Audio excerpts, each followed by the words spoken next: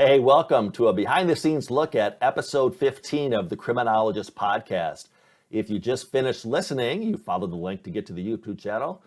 If you have not listened, go back and listen to that episode in its entirety. We take a look at desistance and really the critical role that identity transformation plays in that process. So let's have a watch, have a listen as I wrap up the tail end of episode 15 of the Criminologist Podcast.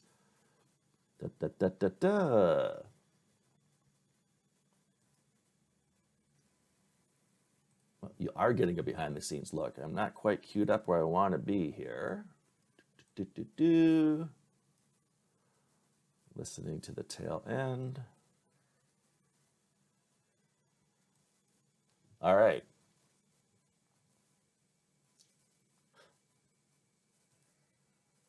Welcome to our new segment entitled, You Can Take That to the Bank.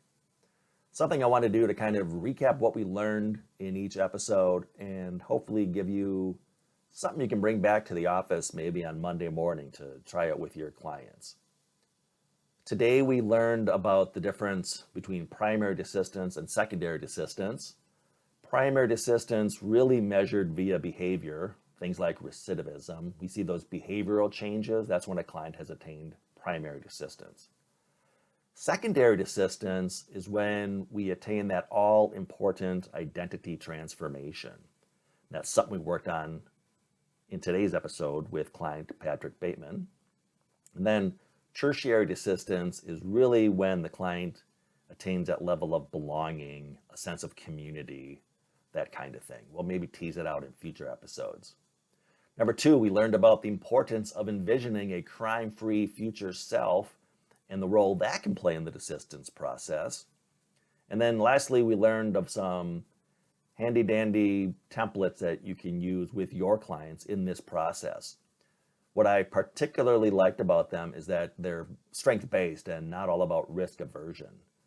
As you saw Patrick and I illustrate with step 3, which was list some strengths that can help you stay on track, it was really more about those approach goals rather, and not those traditional avoidance goals, which again is something I really like about desistance models. I want to note that much of my knowledge, if not outright inspiration with desistance, is drawn from the work of 2 individuals who I've gotten to know somewhat, Shad Maruna and Fergus McNeil over in Ireland and Scotland, respectively. I have included links to their books, which again have really inspired me. You can find them in the show description of this episode. Shad's book is entitled Making Good. It really highlights his Liverpool desistance study. You'll be fascinated by it.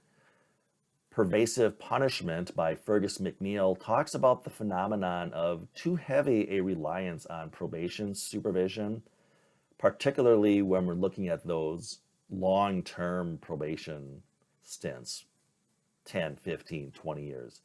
I encourage you to check them both out. And again, you can find links in this episode's description. Thank you again to John Martz, the man of 1,000 voices and one of our Paragon players, for reprising his role as client Patrick Bateman. All of the tools you heard highlighted today are available upon request. Of course, you can contact the show, reach out to us through our website for trainings, presentations, or more information as to the templates that you're hearing highlighted in this podcast. We can do that remotely via Zoom or face-to-face, whichever platform you prefer. Once again, click on the episode description and you'll get a link to the Paragon Group LLC.com if you want to get any more information about something you may have been inspired to on today's show. You can contact the show directly via our email, thecriminologistpodcast@gmail.com. Remember to follow us through our Facebook page and or our Instagram page @The Criminologist. New images are being added all the time to our feeds. Make sure to check out our new mascot, Josie, who was highlighted recently on the Instagram feed. Remember, of course, to subscribe to our YouTube channel. Coffee mugs are also available. And remember, There's no them. There's only us. All right, now I'm going to do some post-production work, throw in some sound clips, some audio clips. Thanks for watching. Again, if you haven't listened to episode 15 of The Criminologist, check it out, and please subscribe to this channel. Thanks.